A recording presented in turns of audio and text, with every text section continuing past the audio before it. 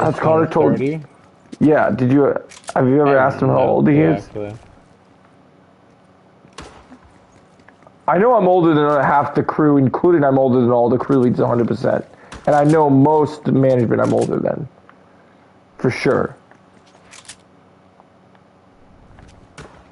Because I know when Christopher, not everyone except Christopher, when Christopher, Hunter, and Connor were our management team, I'm pretty sure Connor's only, I think he might be 25. Maybe I'm wrong then. Maybe next time when I see Connor for the screening, I'll ask him how old he is. Well, you're definitely not older. You're definitely not older than Bryn. Yes, I am. How old is Bryn? 73. She's not 73. I'm kidding. Don't tell her I said that. I don't think she watches the streams. Wait, is this streaming right now? Yeah, we're on the podcast now, guys. Bud. Fuck, Joe, what? I told you. I said when it was starting. I said, okay, man, I'm getting it started. And you said, okay. Because you called me a pussy when I was getting ready to go to bed. Do your intro, bro. Do your intro. Oh, yeah, I was waiting. Sorry. Hey, guys. Welcome to the Darkside podcast. We got some news to talk about. Jake Ford will take it away. We just watched the Mandalorian season finale, so we're going to talk about it. And we're going to talk about a few other topics. It's going to be a fun time. So without further ado, let's get into our first main topic. Let's go. Carry away, Jake Ford. Alright, so our first main topic, obviously, we just watched Mando Season 3 finale. It was epic. This was probably the best episode so far, to be honest. A lot of cool stuff in here. This is basically like episode whatever it was. I don't know which one, but it was called The Pirate. It was basically The Pirate, but like times 10, you know? It was just amplified up to like 11. It was amazing. There was a lot of good shit in here. So we kind of just leave off where we kind of left off from the last one.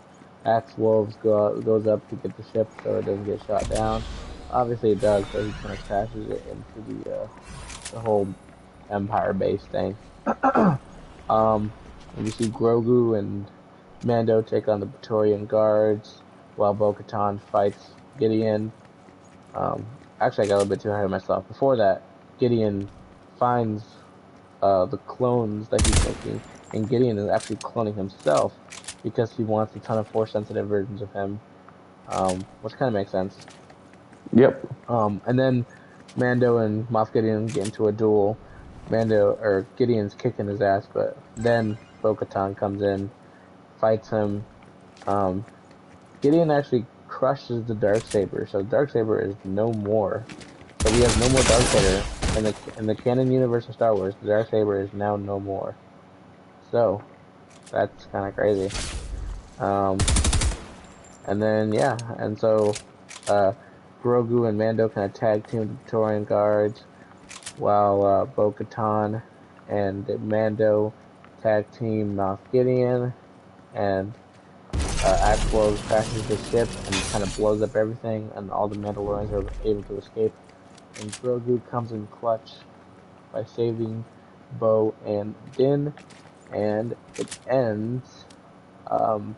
Basically, Mando and Grogu, who is a foundling, is basically his apprentice now.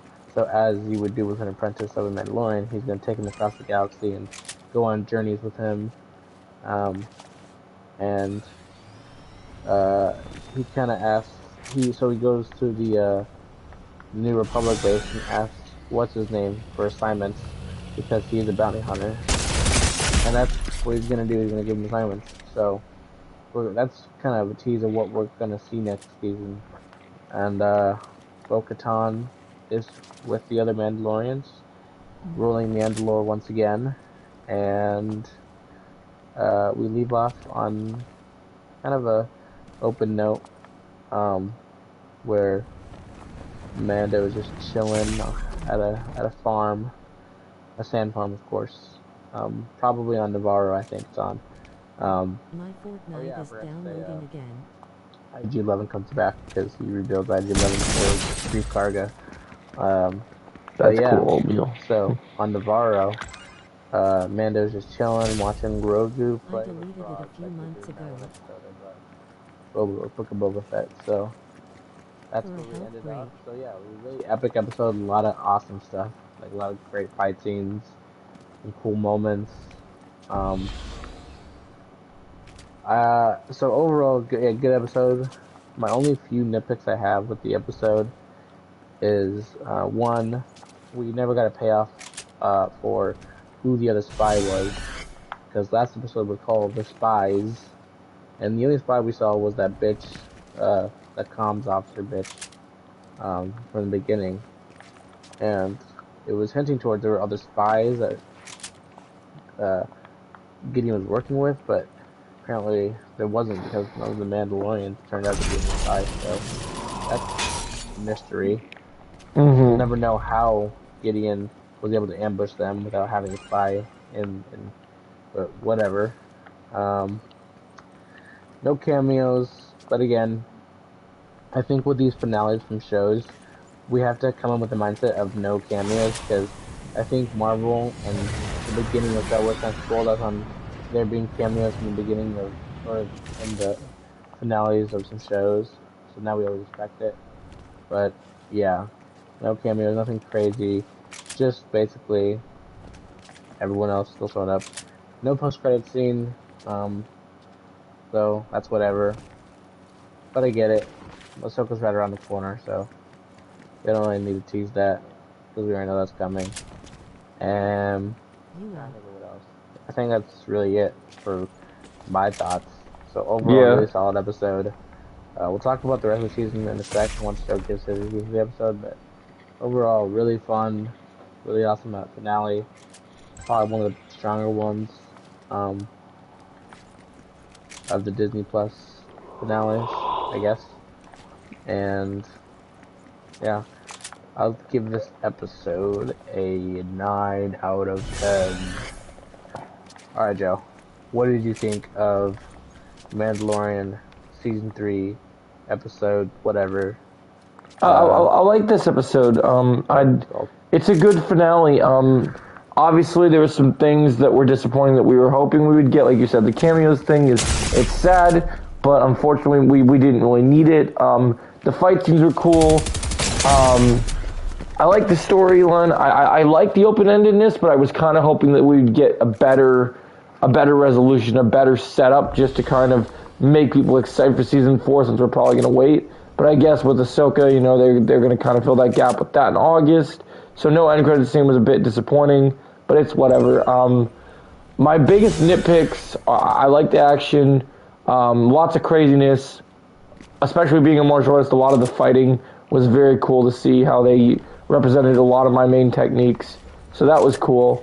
I really did like that. Some of the stuff with Grogu and Mando was really good. The stuff with Bo and Mando was really good. I loved Gideon. I'm glad that he ended like a true villain and burned in fire, because I think that's truly what the character deserved. And he was so ruthless in this episode, and I thought they did such a good job. I like this episode. I might go a little bit of a lower score, because I think my criticisms are a bit fair, and I think I can't give it a 9 out of 10 with that fairness. I'm going to give this one an 8.5, because it is a very good finale. It has a lot of things, but then there's a couple things for me, like my nitpicks are, I think that Gideon as a character, if we're going to end him here, we should have spent some time giving him earlier in the season, which we can talk about the rest of the season. I think we needed Gideon to have more of a backstory. I wanted to know more about him. I wanted to know, why is he cloning himself? Why does he want Force-sensitive versions of himself? Where does his history? When does he start the Empire? Like, what does his journey look like? And 2, like you said, we don't find out who the spy is. Yeah. So that kind of... And there's one criticism that I didn't even think about until you mentioned it. I have a bit of a problem with a lightsaber just being crushed by someone who doesn't have... Like... Well, to be fair, he was wearing that Mandalorian armor. I know he's made armor, but wearing Mandalorian armor should not mean that you should be able to have the strength It's not like you're Captain America. It's not like you have the enhancements of superior strength. You know, it's armor. So I wish they would have explained how he was able to break it. If their excuse is, well, he's wearing Beskar and a lightsaber can't cut Beskar, it seems a bit convenient. But yeah, definitely. Yeah, I liked it. It was good. 8.5. I like Mandalorian season 2's finale better, but I think this one was still a solid one. Yeah, I will say I did like that one. I'd probably give a 9 or 10. Yeah, because anything that can make me cry, anything that can make me like cry, you gotta give it a high score because that means the show did its job and it gave us really good emotion. See, that one gave me I gave that one a 10 because that gave me everything I wanted to see. It had good action. You got the conclusion between Gideon and you got a real fight between Gideon and Din, Darksaber versus Spear, which was cool. And then you also had the iconic Luke moment, so it paid off. So now I guess we'll talk about the season overall, right? Yeah, so we're gonna give our thoughts on the overall season 3 of Mando. Wow. For a season that was a little bit conflicting for me, at least, this season went by really, really fast. I'm not sure why. I guess it's just because, you know, the last show we watched, that last show that we kind of all watched, was Last of Us, and, you know, I'm not throwing shade at Mando at all, but you compare season 3 to Last of Us, and there's just no comparison. Last of Us. Yep, 100%. Really different thing. And Last of Us was really emotionally draining too. So I was just ready for some Mando. And a lot of it was a little bit. The season started off strong, with I would say the first 2 episodes. And episode 3, I was like, okay, what's going on here? What is this? Why are we focusing on so much in this? And then episode 4 was, which one was that? I forgot. The one where they finally had, I want to check real quick. Yeah. I want to verify for you guys. I just want to make sure I know what I'm talking about here.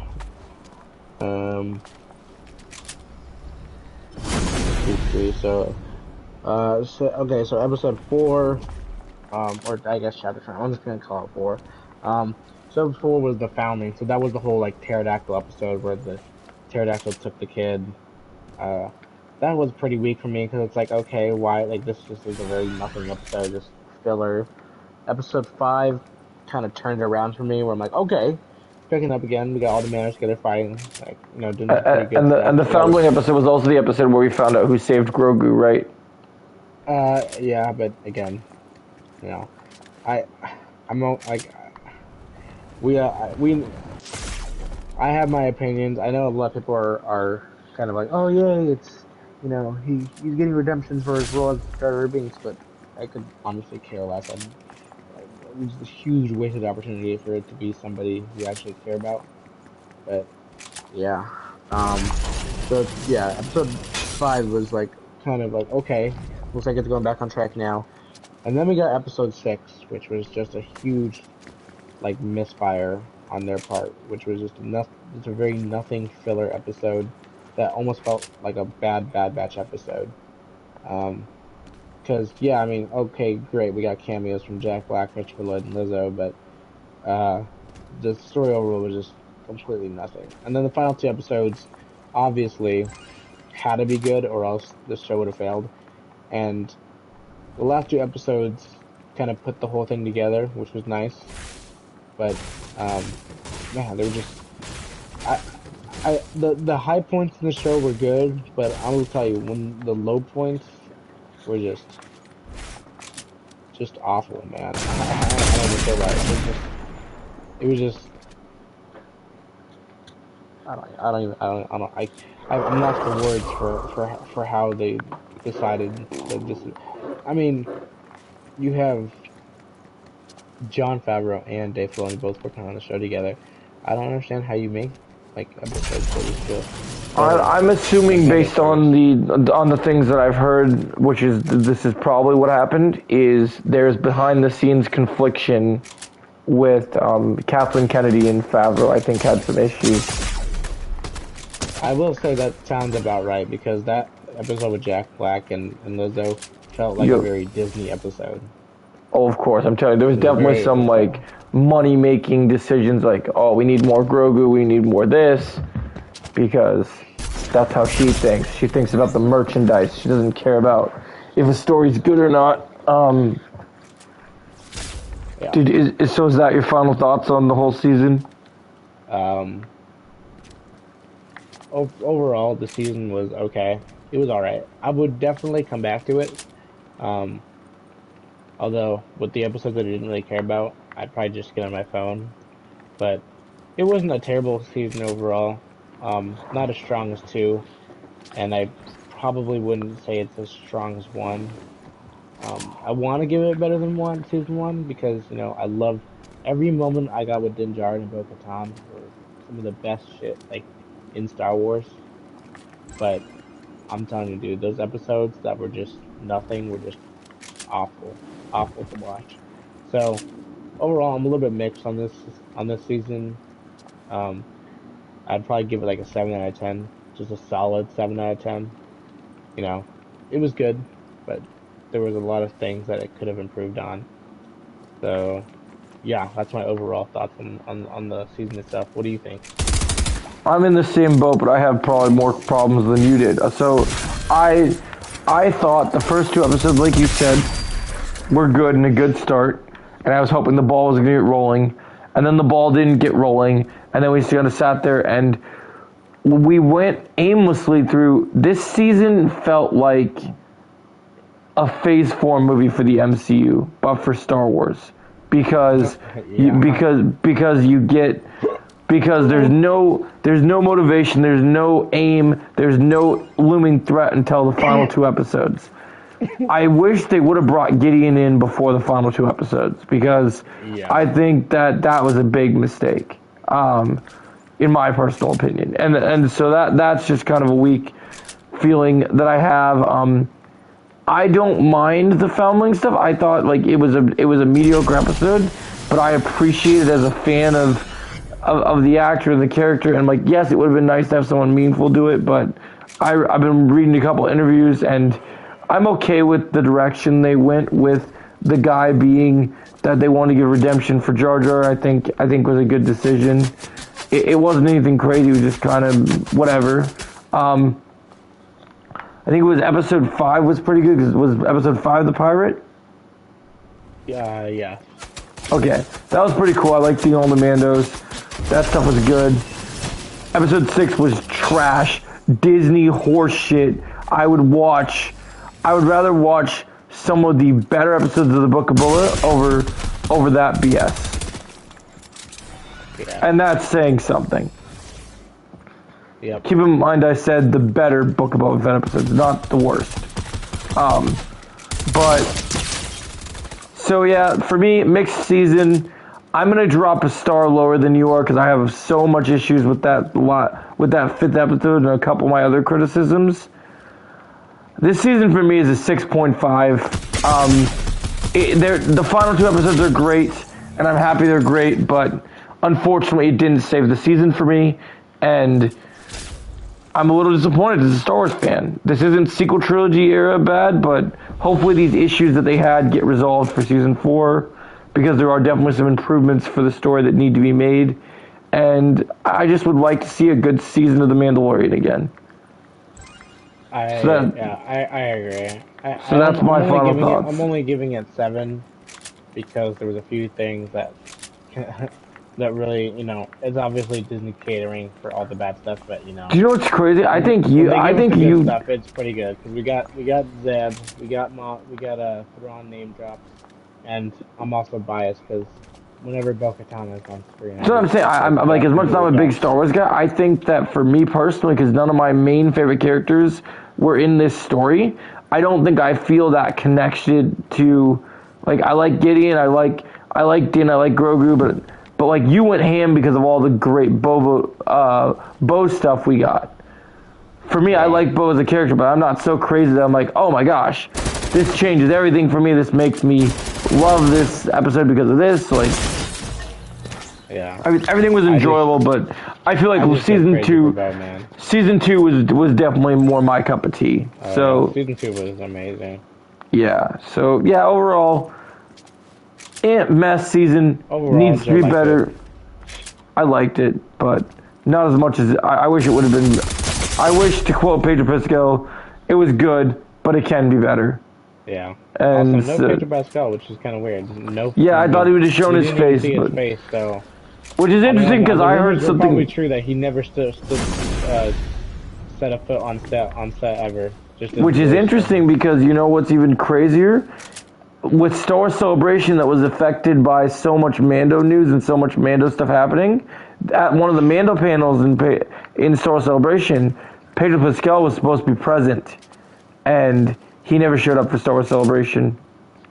Could have been scheduling, could have been something, but you know. I'm also interested why Boba Fett never showed up because I swear to God I thought you sent the group chat like a screenshot of Boba Fett and something.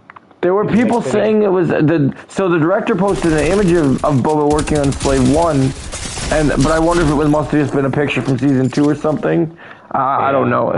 It was weird. It was definitely some weird misdirect. That's the reason why I really enjoyed the finale. The fact that there was the idea of him appearing, it does make me upset. The whole idea of this season was about all Mandalorians. Like, I mean, Dave Filoni and John really drove home the message of it's called The Mandalorian, not a Mandalorian, because there are multiple of them, and those two got all coming together. And it just would have been such a great opportunity to have Din Djarin, Bo-Katan, Boba Fett, and possibly Sabine all side by side, all Mandalorians, you know? Yeah, I agree. Having a proper trinity would have been nice. You know, they're all and Boba's the original Mandalorian. I mean, not in terms of chronologically, but in terms of he was the first Mandalorian we've ever seen on screen. So I think the reason that they probably, if I had to defend or say the reason why they didn't do any of this stuff, is because I think they might have say we know they're doing this culmination event with this Mando universe movie, right? Right. Maybe they want to save the reunion for all these characters for that, like leading up to that stuff. And they're like, well, maybe because I heard some things that they built a Slave One set for season 4. So maybe, and some people were like, oh, the people were speculating, oh, this is for Book of Boba Fett season 2, maybe finally happening. But I think it's actually Mando season 4. I think now that you got Din doing these, I don't know, but now that you got Din doing all these missions and for the New Republic, maybe something will happen where Din will have to go and grab Boba for a couple missions or something. Yeah. Because I don't see him going on those missions in that Naboo starfighter very often anymore. I feel like he might need to go. Yeah, he kind of put that on the back burner this season. Yeah, so I feel like you might need. In terms of I'll take it back. In the first view, it was kind of front and center because he used it to fight the monster and stuff and do that shit. But yeah, it kind of changed. But I would very much like season 4's main focus to be like kind of a buddy traveling around the universe with Mando and Boba and Slave One just kind of going around and doing things. I think that'd be cool. Like he's going on these missions for the New Republic, but then they both have different agendas, but they're working together, helping each other out. I think that'd be really cool. So yeah, overall, I am disappointed about Boba. I hope there is a future for Boba Fett because I'm still as much as I liked Book of Boba. I think that there still is needed redemption for that character.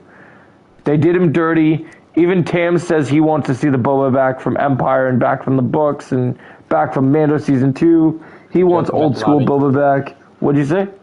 I'm at the lobby. Okay, so he wants to see old school Boba. So yeah. So I think we should. So yeah, overall, like we said, mixed season, good finale. I'd say that we're pretty wrapped with this one and we're ready for our next topic.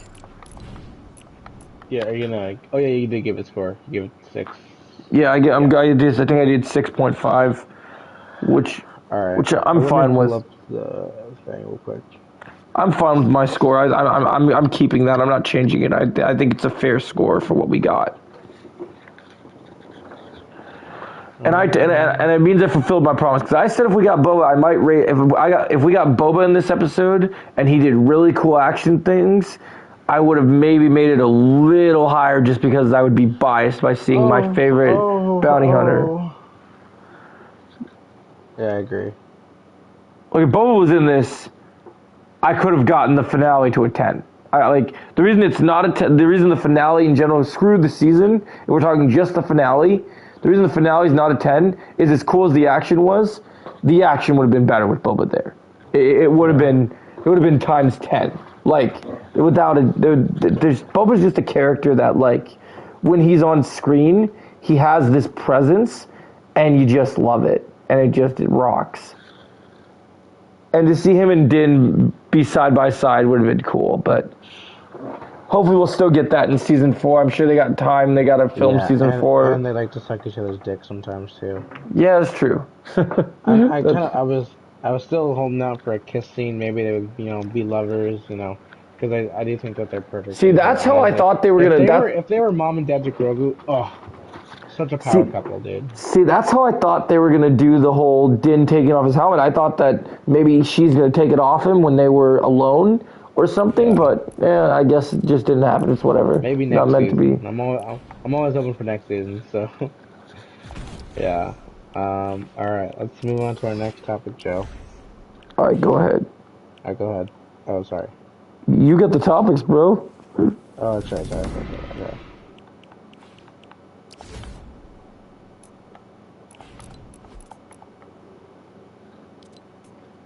Alright, go ahead. Me go ahead. What? You're the one that's got the topics. You have the order. Sorry. Okay, yeah. Okay, you want to start off with DC or Marvel? You pick.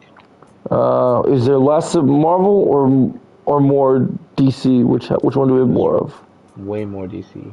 Okay, well let's get DC over with because then Marvel can be the last thing we talk about, right? Or is there more? Or is there more after that Marvel stuff? Oh, that's it. Okay. Well, okay, good. How about we get the 2 Marvel things out of the way because there's only 2 of them. Okay, sounds good. All right. So first of all, little update on Jonathan Majors.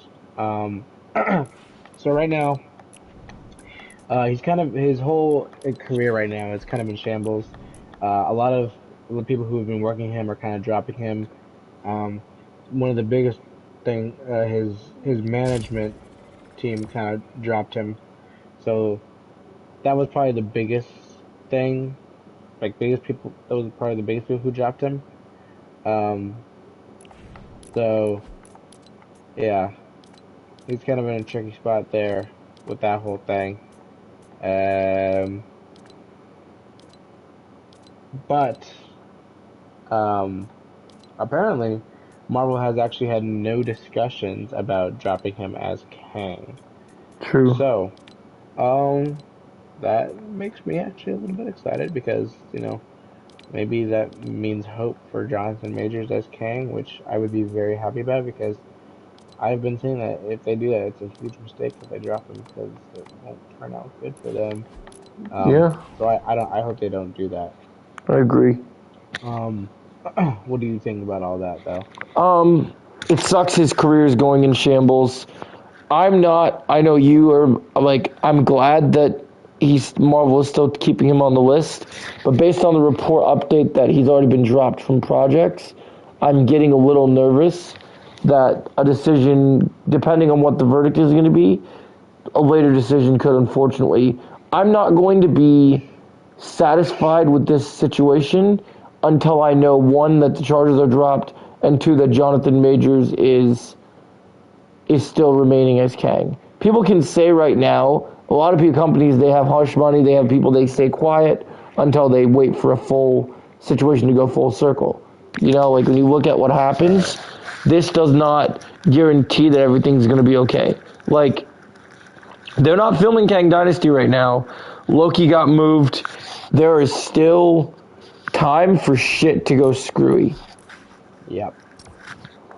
Definitely, So I definitely am not getting on the 100%. This is good news to an extent, but I'm not on the high horse yet. I'm still hopeful. I hope he's still in it. Yeah, I want to be hopeful. I want him to, I want you to know that I'm not negative on this because I want Jonathan Majors out or anything. I'm negative because I don't trust Disney. I don't. I frankly do not trust. I do not trust Disney one bit, and so I get really nervous when I was getting worried there for a sec because literally, like, almost a week before this, there were reports of them looking for an actor Yep. that looks similar. Just I don't know what the actor's name was, but they're looking for an actor that was like him. And the guy that was in question was also it looked a little bit like Kang. So Yeah. yeah, but now we got this news, so it's a little bit more relieving. I'm a little bit relieved. I agree. Yeah. Ooh, what's this? Weapon skip. Nice. All right. And is that all for you, Joe? Yeah, my final thoughts are out. I like Jonathan Majors. I would love to see him continue. So we'll have to see what happens. All right. So next thing, this is kind of big. So Mia Goth of Pearl and X fame and other stuff too, has joined the cast of Blade as supposedly Dracula's daughter. Now she has joined the cast. That is a 100%. She has joined the cast, but it's just it's just a rumor that she's joining as Dracula's daughter. Not 100% sure. So we definitely know that Dracula will be in this movie, which is awesome.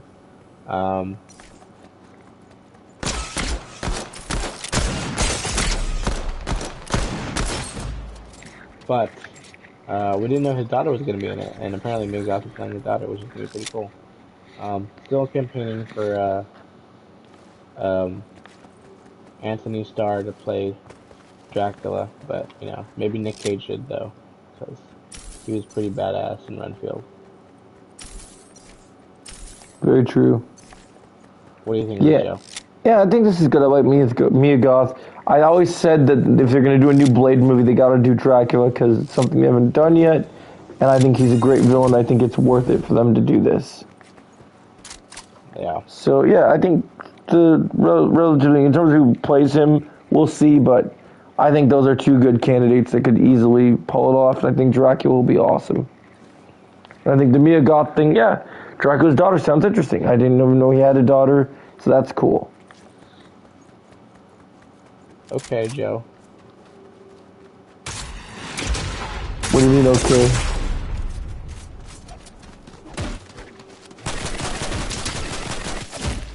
Alright, is that it for Marvel then? Yep. Alright, ready for DC then? Let's do it. I'm ready whenever. Alright. So we'll start off with more of the smaller news. So, Vincent D'Onofrio of Born Again fame teases the possibility of playing Swamp Thing in the DCU. He tweeted, damn, now I can't get Alec Holland off my mind, who played Swamp Thing in that really short Swamp Thing TV series. So, I don't know, man. Swamp Thing, I don't know when, you know, we obviously know his project is in the works. James Gunn stated that he was gonna do Swamp Thing. And it has a director already because James Mangold is attached to it. Oh, so okay, that's even better. So yeah. What do you think of? Do you think Vincent D'Onofrio should play Swamp Thing? I think I'm down. If he want like a different role for him in the DCU. Here's the thing: if he's gonna join DC and he's gonna still do Born Again or whatever, and all this other, I don't know how much more plans they have with Kingpin, whatever they do with him in the MCU. If Vincent D'Onofrio wants to do Swamp Thing, I'm down.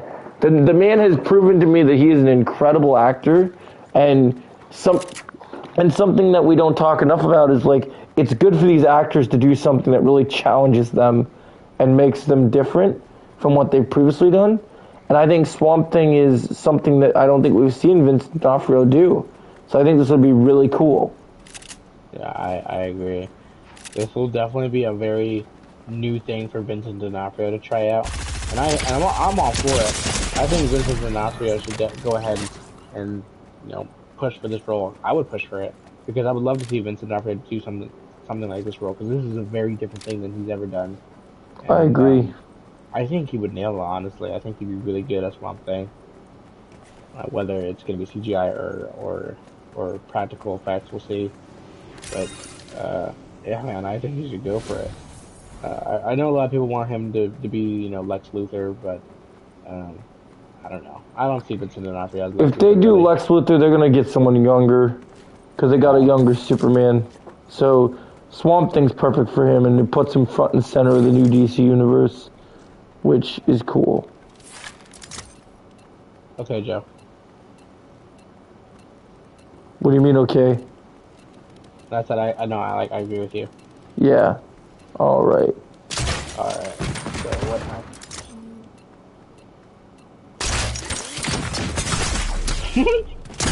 Oh shit.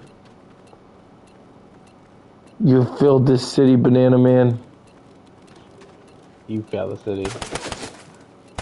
Can't say that you don't got the bow, bitch. Oh, shit. God damn it. Okay. You have failed this city. Oh, nice Daredevil reference. Okay. Fuck off. Alright.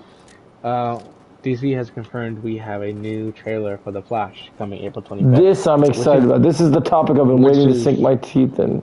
Which is actually, it's kind of surprising because we got a TV spot for this new trailer that showed a few frames of Ben Affleck's new Batman, or not new Batman, but Ben Affleck's Batman, a shot of Michael Keaton in the Batcave, and then a shot of Barry and the other Barry doing some shit, and then I'm taking an extra shot of Kara.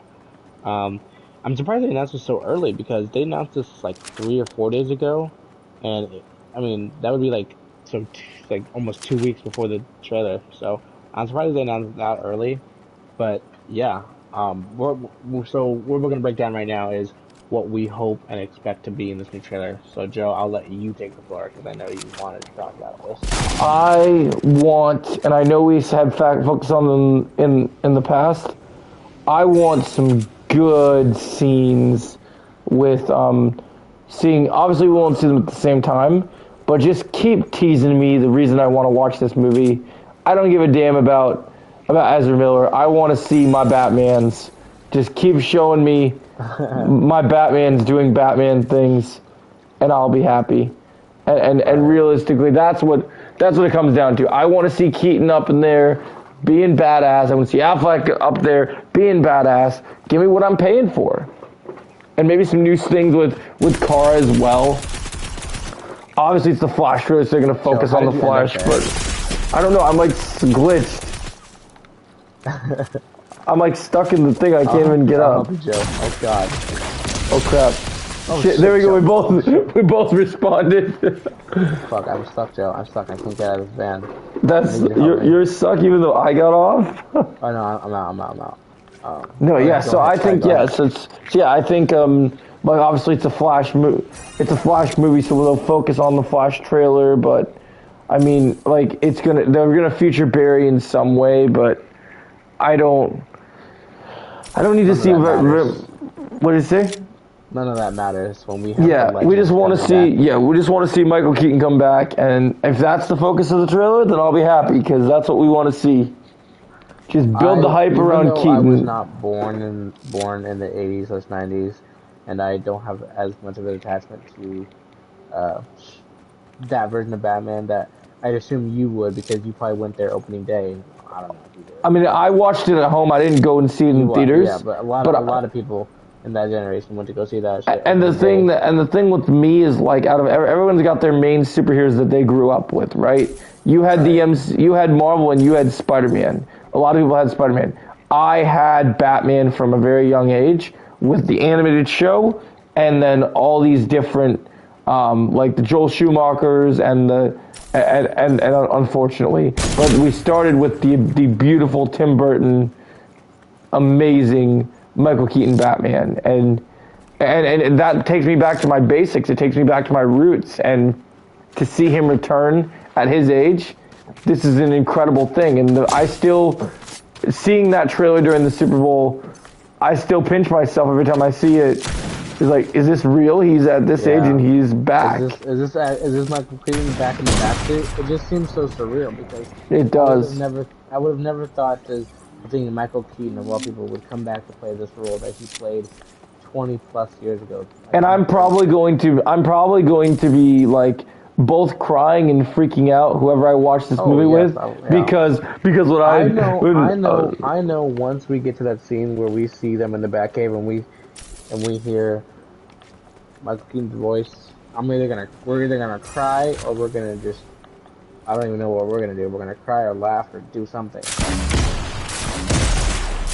I'm really hoping for I'm really hoping for him taunting someone in battle against someone when he's in a fight scene and just be like, you want to get nuts? Let's get nuts. Just, oh dude, it's gonna be so good. I can't wait. I mean, more Keaton the better, but I also want to see how nice reference to Batwoman. Fuck off. No, yeah. So I'm all about this. I think this trailer, and I think the reason that we're getting this trailer now is that I believe, from what I remember, next week is, or whenever this trailer comes out, CinemaCon is also happening, which means, well, this trailer is coming out for us. People at CinemaCon will be watching The Flash next week, so we will be hearing about the first reactions to this movie around the same time this trailer comes out. And I don't want to read too much into it, and I'm really hoping not to get spoiled by anyone like you or Jake or anyone, because I know Jake likes to run his mouth a lot. I want to know almost nothing about this movie going into it. And if you do hear something, Joe, I'd rather you just keep it to yourself. I keep it to myself. I'm not telling you anything. Because this is a movie where a lot of stuff can come out and a lot of stuff is. All I want to know is that the movie. Just know everything before the movie comes out. And all I like to know is just based on review basis. Like, I'm just gonna listen to what the first people say coming out, just because I want to know what their reaction is to. Okay, what do we think of this movie? You know, like I don't watch anything where it's gonna be, this is the whole plot of the movie, this is the spoilers of the movie. I watch okay, hey, this is what we're doing. This sounds awesome. Like, this movie was fun. This movie was awesome. Those are the things I listen for. I listen for the reactions of fans, comic book fans in general. Because, you know, we really haven't had a true good comic book movie this year. So, this could be our first.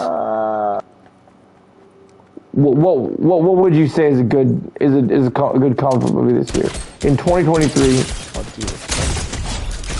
Ant-Man sucked. Shazam sucked. What? Give me one. You're right. Joe. See, you're trying to say there was a good one. There wasn't. Wait, I'm trying to think. What counts as a comic book movie? Nothing else that came out this year counts as a comic book movie, right? Correct. Those are the only comic book movies we've gotten.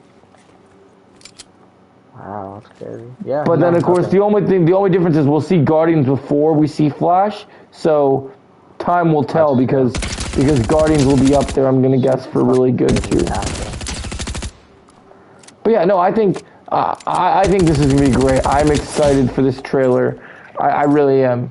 I'm gonna do a reaction to it. I'll do a breakdown because I think there's gonna be a lot to talk about, and I can't wait for it. Trailer, I'm excited. The only thing I'm afraid for is this movie is something that has nothing really to do with the movie. That if we get character posters and one of them is Michael Keaton, we're gonna win. Honestly, Connor's probably gonna take it because he's been talking about how much he'll probably take that Batman poster. If we get character posters, we'll probably get more than one, realistically. We only got one of each for Ant-Man, and Aiden took the King poster. Yeah, I don't understand why he fucking took that because he doesn't even like those movies. I know. I think I think it's one of those things where, like, poster-wise, I could see The Flash being a movie where they get a lot of posters because it's a big movie. What did you say? I said, or no posters. Yeah, that's true. But I'd imagine we'd get something. But yeah, I care more about, like, posters are cool. I care more about the actual context of the movie. If we get cool posters, whatever. It's all good. I think what I might do is, like, I might have a philosophy, like, if I like a movie, yeah, like, the poster might be cool, but I think I'm only gonna keep posters that I think are 5-star movies. So like John Wick, I have a poster. I think it's a Yep. 5-star movie, and that's why so far right now own my 5-star movie. I was gonna have one for Creed, but I don't think it's quite 5 stars, and also we don't have one for Creed. So we'll see. If Guardian surprises me and or Flash surprises me, then I might have to put a 5-star up on I there. agree. Um, yeah, but man, this shit's gonna be fucking crazy. We're I finally agree. getting a Flash trailer. Well, we already have one, but like a probably more epic one. Yeah, this will be probably more proper because it's getting close to.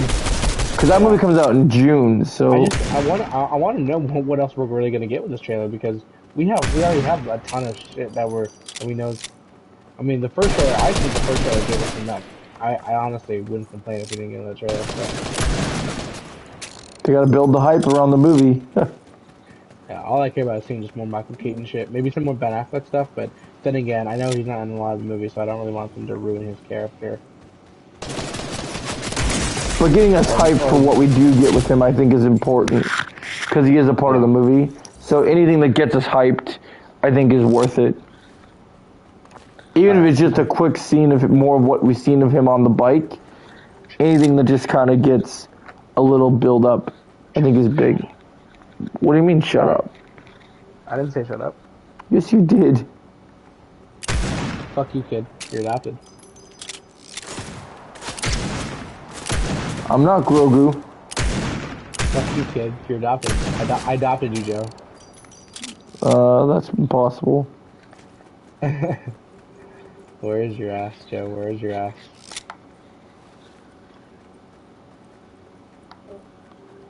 Alright, Joe, you ready to move on to the next topic? I am. I think we've covered everything we needed to see. Oh, wait, I did have one thing that I forgot to add.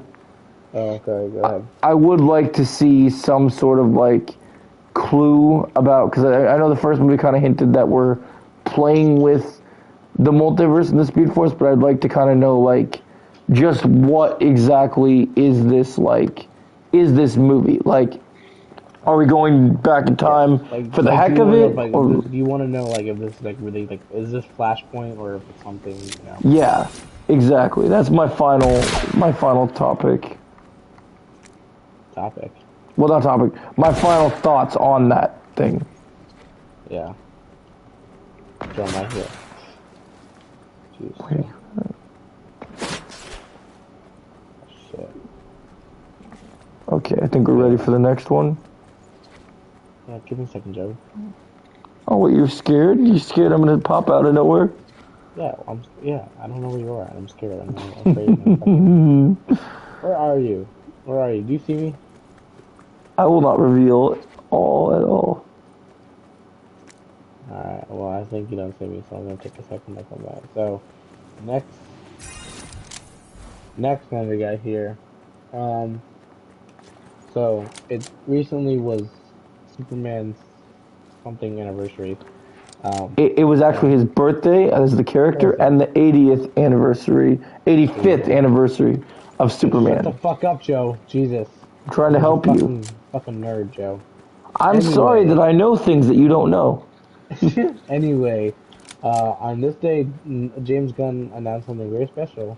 His upcoming Superman Legacy film is officially under pre-production, and he took a picture of the script. Now, I don't know how much of the script has been written. I don't know if it's just a front page. But yes, it is. He confirmed on Twitter the whole script is done. So. Okay. Well, great. Well, Superman is now under pre-production, as well as Creature Commandos, which we'll get to in a second. But yeah, so this is awesome. I agree. Are you excited, man? I am excited. I think this is great that this is in production. And he said that they're auditioning, but they haven't confirmed any roles yet. So it's going to take them some time, and they're taking their time. He hasn't found his Superman yet, but they're... It takes time. You got to find the right actor. Yeah, I agree.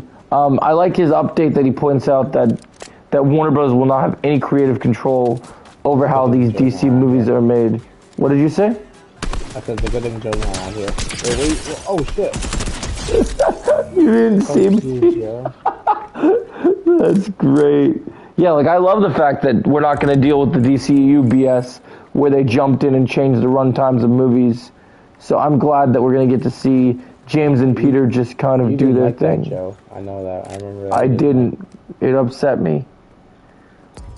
Minimal studio involvement is a good thing. So, so I definitely think, yeah, this is great. I'm excited. I can't wait to find out more details about this film. I'm glad that we're in post-production. Hopefully we'll start hearing more and more about this movie.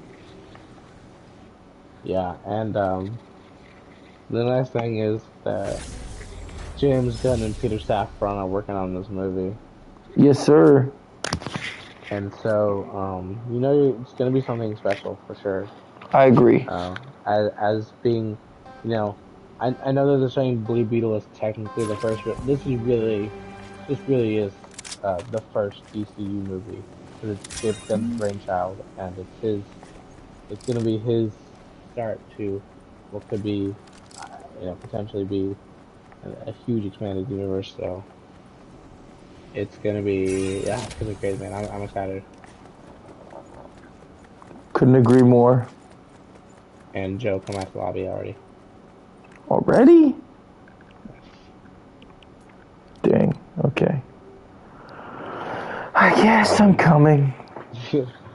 That's really all I can say about this one, though. There's not really much else to say about Well, yeah, there's not much else to cover. I mean, we're talking about the involvement. We're talking about it's in post-production. That's just a big takeaway. Yep. Alright, let's move on to the next one. Ooh, this one I know you're going to be excited about, Joe. Because you told me this the day we found out. The Russo brothers of Marvel fame have said that they are interested in directing DC's Brave and the Bold.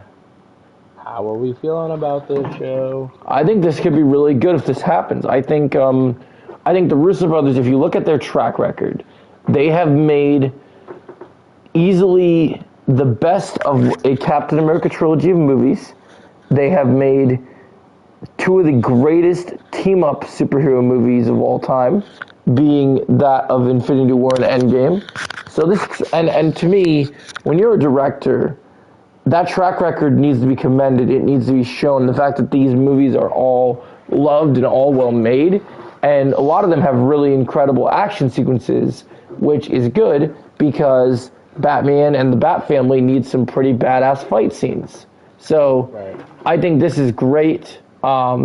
I think if this happens, I hope the Russo brothers take this on. I would love to see them switch sides and see what they do when they're not under Disney's thumb. I'd like to see what they really do when Disney isn't in control of what they can do. Yeah. So yeah, I think this is cool. I'm down for it. I can't wait. I'm excited to hear. What kind of style can we expect for them to bring to Brave and the Bold? It's a good question. I think Brave and the Bold. How can the Russo brothers make this their own?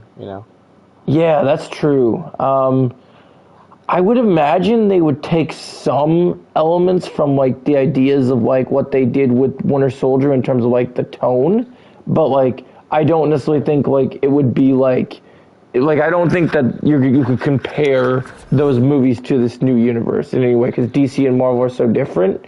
But just in general, from like thinking of what they've done in the past, I'd imagine it will have a darker tone, but there might be some fun elements in it as well. So yeah, I think, it will be interesting to see what that looks like. What is their style? What do they think if they do direct this? What is Brave and the Bold? Have weapons. Oh crap, I forgot. Yeah. What does Brave and the Bold look like to them if they do get this, and why do they want this project? Are they big Batman fans that we don't know about? Like, what's their reasoning? What's their reasoning for loving, for wanting to join? Weapons, dude. I'm gonna find them. Yeah. So this obviously seems like an all-star creation crew, Yeah. I honestly, like, how could you ask for more than what we understand? This should be, on the surface, it seems like this should be really good, So, I can't imagine them, really messing this up. I want to know your thoughts, though. Russo brothers on a Batman movie, Brave and the Bold, and we know, we know fairly really what we know the pretty much the entire concept of what Brave and the Bold is. Do you think it can be better than either Dark Knight or the Batman? That's a question that we'll have to wait till we find out like the actual casting and the actual full how the movie looks like its first trailer, because it all comes down to the execution. But I feel like the Batman and the Dark Knight, I never want to make a standards that there's a movie that could ever top those movies, because those movies are so special and so good that it's so hard to, I don't want to set another director up for disappointment by comparing their work to those movies. Right. Because those movies are as far as you come to being as close to you can get as a masterpiece. Like, those are as close as you can get to what perfection is, you know? Yeah. So to me, I just want Brave and the Bold to be good. Just give me a good Bat family movie. Do you want it to be like, do you want it to be like, some of the other Batman movies have elements, or do you want it to be its own thing? Do you want the Russo brothers to put their own spin on it? I want the Russo brothers to make it their own thing. I want it to feel kind of like the flair that they put on their MCU movies. I want a comic book movie, but also it doesn't feel like a flashy, showy, campy comic book movie. Like, I want it to feel serious. I want it to feel like, Damian is killing people, and Bruce doesn't do that. So I want them to kind of really drive that home. Jake. You had any weapons, Joe? I did not. I forgot. I didn't find any. I'm gonna kill you so you can go back and get some weapons. Yeah, so I think yeah, they should add their own style on this. I think that would be great. Yeah, I'm excited to see what they have in store for if they do it. Now I know we're hyping this up, but they haven't said for sure that they're doing it. They just said they're interested in it. So I don't. Yeah, all they basically are saying to James Gunn. Yeah, all they're basically saying is that, hey, we're interested in this. James Gunn, if you want us to come over, we're down. That's basically all this is. Yep. Now, if for some reason James Gunn doesn't see the tweet, or he's not interested, who else would you like to direct Brave and the Bold? So my second... Okay, go ahead. My second choice is I want, especially after John Wick 4, if he can fit into his schedule, I want Chad Zaleski to be my next pick, personally. Right, yeah. Because, I mean, if you think of the John Wick films, and remember, there's a decent chance with this being Bat Family that the action, that Red Hood could be in here, and the idea of Red Hood's combat system with the same directing style of John Wick, I think would be just too incredible. So I'd like it to be Chad. It'd be really hard because he's got a lot on his plate right now. He's got a lot of movies he's working on, but out of other people, I think that would be pretty awesome for Chad Stahelski to come and do this. I mean, to do Batman, that's got to be like that dude's dream. I would also say, this, Chad Stahelski doing a Batman movie would be awesome, but this also doesn't have to be his only opportunity to do anything, too, Yeah, he's got other opportunities. You have to understand, they have a ton of movies. James Gunn will have a ton of movies planned, so, eventually down the line we might get a Nightwing movie or something. Oh yeah, there's other opportunities. And then you get Chad then, so. I just think Batman's great because this movie's going to have so many cool Bat Family characters, I think, that it would have been such a great opportunity to get to play in that sandbox. But now that I think about it, I am kind of hoping that the Russo brothers get this because they know how to play in that sandbox. They know how to take characters and really use them well and utilize their stories. But also make them look badass. I mean, they took Captain America from being just kind of an average... How did you die? Yeah, I fell off. Like, they took Captain America from being one level in Avengers, from the first Avengers movie just kind of being the man out of time, to being this incredible, versatile fighter that's willing to protect the freedom of America. Yeah, and look awesome doing it. Yeah, and if they could do that for Cap, just imagine what they could bring to Batman that no one's brought to Batman yet. Cap? Yeah, Cap. That's what we call him. In America. Indeed. So yeah, I think that'd be great. I definitely would put my trust. I put my faith in the Russo brothers getting this for now until I hear other directors, because I do think that they're the best fit for this type of movie.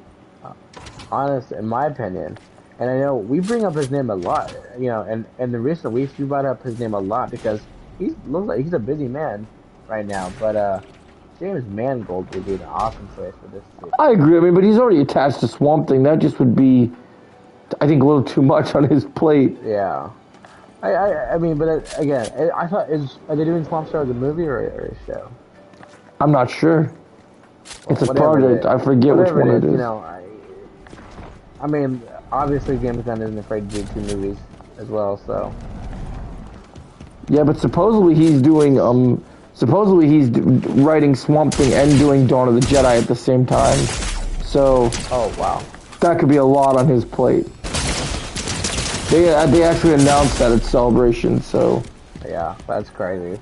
Yeah. Yeah, I wouldn't. Yeah. So obviously, okay, maybe not for James Mangold, but no. You could. The guy's a great director, but sometimes we need a little breath. So, yeah. I don't see. I'd rather give Russo brothers like Swamp Thing and then give Mangold Batman. See, I feel like the Russo brothers. I feel like the Russo brothers have earned this type of opportunity because they made a universe so well versed and so well told. And even though they've made some things that aren't the MCU that isn't amazing, they've done enough in the MCU to prove that they can handle these comic book properties.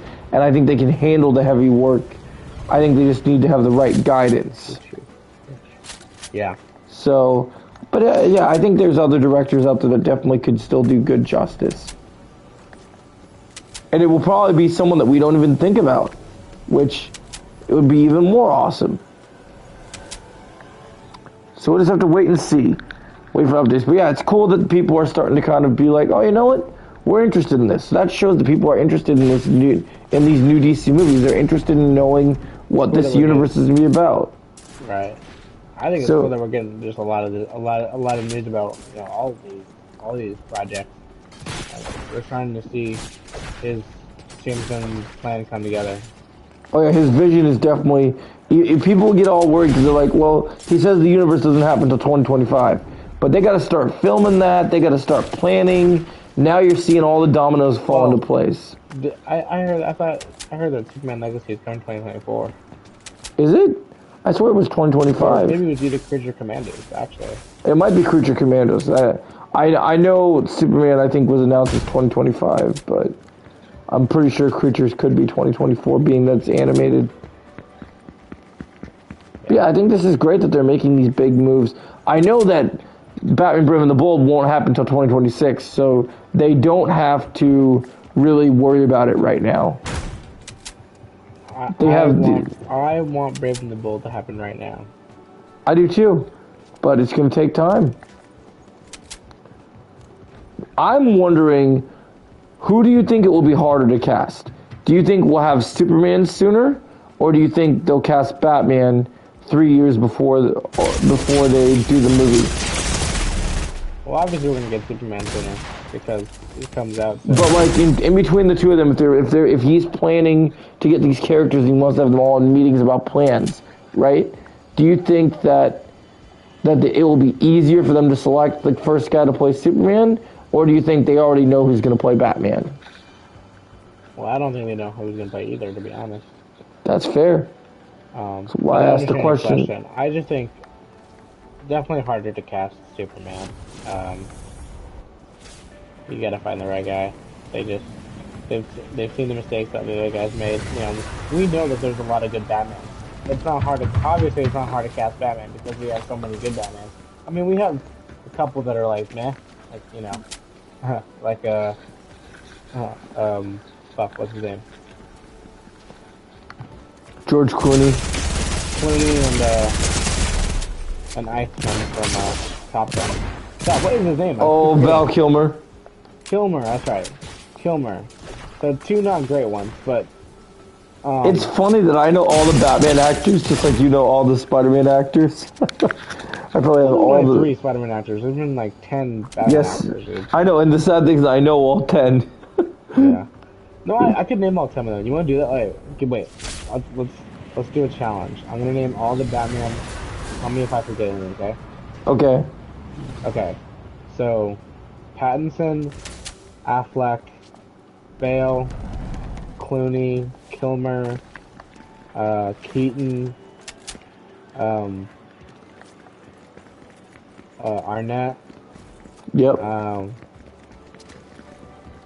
my God! Wait, don't tell me. I know his name. The OG guy. What's his name? Who played the Adam. Do you not remember? Okay. Oh my God! Wait, don't tell me. I'm gonna remember his name. I feel so bad because he just died. I'm so sorry. Oh my God! Why? I know him, but I'm blanking on his name. Oh, Adam West too. Yeah, Yep. Adam West. Yep. There you go. No, I'm missing one. I'm missing. God, what's his? Oh my God! I feel so bad. What's his name? You already said Val Kilmer. I said Val Kilmer. I'm thinking of the animated series one. Oh, the other guy that died, Kevin Conroy. Okay. Conroy, thank you. Oh my God, I'm so sorry. I forgot that. Kevin Conroy. Yes. That's all of them, right? Though I got it right. Yeah, I think you got every single one. Like, there's other animated ones, but I'm not going to count them because they're not as iconic as these right. most known actors. Yeah. I think you got definitely all the main ones. You didn't miss anyone. So. And then for Spider-Man, there's really, in my opinion, I think there are 4 main ones. You have, well, I'll say 5 because Miles was a big deal. So I'll say you have, because in terms of Spider-Man and not like Miles Morales Spider-Man or Peter Parker Spider-Man, you have Toby, Andrew, Tom, then you have the kid who plays him in the Spider-Verse movie, I don't know his name, and then you have Yuri Lowenthal who plays Spider-Man in the PS4 game. Yeah. Who does a really good job, I think. Anyway, I digress. But yeah, I'm super excited for Brave and the Bold. Probably more than Superman Legacy, to be honest. Just because knowing the Bat Family will be in this movie, and we've all wanted to see the Bat Family in live action. I agree. So, you know, it's not like we haven't seen Superman live action, but like, I'm excited for. Oh my goodness. Yeah, I would say Brave and the Bold. This is gonna wait. Who is this?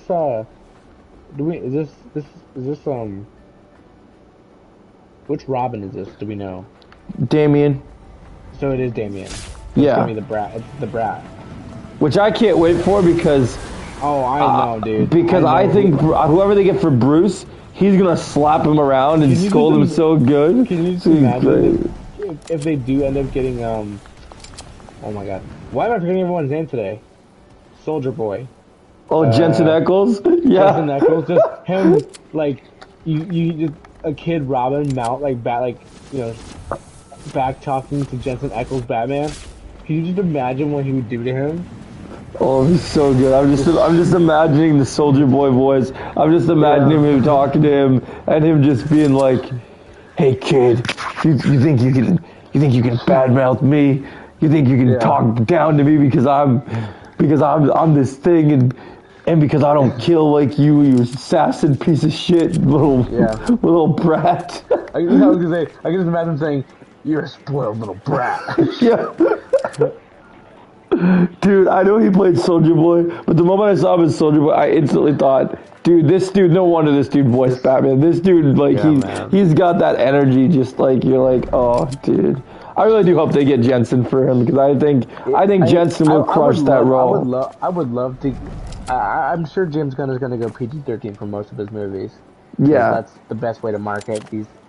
But if James Gunn, because I know how much James Gunn loves to drop that one F-bomb for almost every movie, I would just love to get Jensen Ackles to say, "You're a spoiled fucking brat."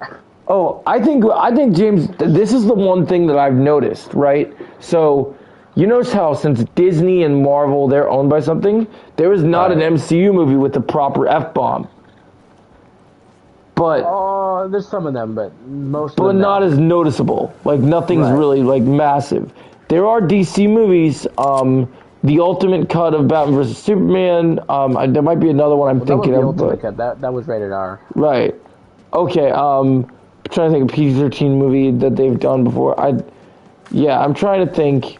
But yeah, they could totally, with the PG-13 rating, they could still get away with quite a lot. Yeah. I think there's still... Technically, PG-13, you're allowed to use as many shits as you want, just only one F-bomb. Yeah, and they just got to pick the best place where to put it, which is great. So, as long as it involves something about Bruce slapping... I know, and when Bruce, when you have Jensen Ackles with Bruce, you can't waste that F-bomb, man. You need him to use it. Oh yeah, definitely use it to David. It's sad, because Marvel knows you ruled. They're just pussies and... I mean, they could have Nick Fury say the F-bomb whenever they want. And that's, to me, for me, I don't care. I know there's people that love Marvel in this chat probably right now if they're listening to this. I mean, dude, fuck Marvel for having Samuel Jackson and not letting him say... Yeah, you won't say him the full F word. You just won't let him do it. It's like, so dude, annoying. the first Avengers movie, the first Avengers movie, instead of him saying like, I neglected you made it should be, I neglected you made a stupid ass decision, motherfucker, and I elected to ignore it. But like no, like, dude, why? Just at the end of Iron Man, when the post-credit scene, he's like, what's up, motherfucker? Yeah, just like, so you are Iron Man. You think you're the only motherfucker in this universe?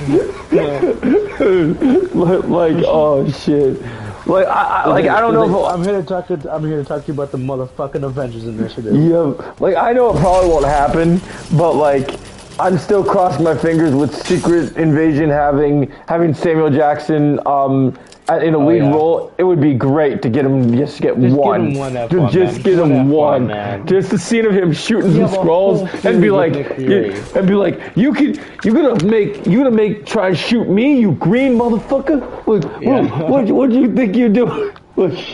No, dude. The fact that like they have Sam and they don't do it, it's stupid because it's like this is the man that invented this word in a way that nobody else has. So you need to utilize that. This man has reinvented that word. I mean, no one thought it was cool until he started saying it. You guys gotta understand. Literally nobody thought it was cool to use that word until he started saying it. And now it's everywhere. I mean, people just, There are movies that I watch with Samuel Jackson just to hear him say that word. Like, there are movies that I read a review for it. I'm like, oh, Samuel Jackson's in this shit? Oh, I'm gonna go see that shit, because I gotta hear him say this. I had such a good time watching him and Bodyguard, because that was just a pure Samuel Jackson experience. Just him being able to let it say pretty much whatever he wants. So funny. So funny. I had the same time with this movie called, when I worked at my other theater, there's a movie called Shaft, and it was a continuation franchise. Dude, I love Shaft. I love the scene. He's like, motherfucker, do I look like I'm on Facebook? Talking about the original one or the one where he with his kid? I think I'm talking about the one with his kid. Okay, yeah, that one came out in like 2019 or 2018. Yeah, I love the part where I love the part when he's when he's talking to his son. He's like, "Motherfucker, do I look like I'm on Facebook?" Like, oh, dude, he deserves the best one-liners, man. Yeah, dude, he has some great stuff. No, yeah, I agree. I think it's just a waste of potential because I think DC has actors that they would let people do that with, and I think. Yeah. I think it'll be great. Since Warner is letting him have more freedom, and James Gunn is just a very creative mind, and his ideas may be chaotic, but they come out in such a beautiful way. And think about like when you think of what we got with the Suicide Squad and with Peacemaker already. Just imagine that applied to characters that you would never thought of in ways that could totally work. Like even like. I'm trying to think of an example of a character that would be like so out of there, out of nowhere, but it would totally work for. But Swamp Thing, man. That'd be yeah, Swamp Thing. Like he stomps on. Swamp Thing say that. Imagine he stomps on someone's face and Vincent D'Onofrio's like, "I protect the green." He'd be like, "Protect the green, motherfucker. What are you doing?" Yeah. Oh, dude, that shit would be great. Shitters. Yeah. Oh, dude, that shit would be good. Yeah, I agree. I think that's definitely I think this is pretty big. I think this is a good news, and I think utilizing that would be awesome. So it's just sad that Marvel doesn't, because they've had really good opportunities. You have someone like Samuel Jackson. You utilize that. I just think that that's, like, Flaring doesn't always make a movie, but sometimes there's certain things that just, tone-wise, it just works for. And Right. and sometimes it's not necessary, but it's fun to have, because it's like, oh, this is something that really elevates the tone and really makes you know that things are serious. So I think we got our final topic now about the Creature Commandos. Yeah, I'm gonna have to. I can show you real quick. Of course I had to reload. Got him. What the fuck? I was reloading, I still bust a cap in your ass. Alright, Motherfucker. yeah, shut the fuck up, bitch. Fuck you. Anyway. We got some news about the Creature Commandos. Yes, sir. I'm down to talk about this. I hate everything in my life. Why do you hate everything in your life? What happened? I'm not happy anymore. Why aren't you happy? What happened? Did the girl you were talking to stop just bad news, or like what was? Anyway, no, I was actually just kidding. Okay. Oopsie. How do I... Wait. What happened? What do you mean? What happened? What the fuck's going on here?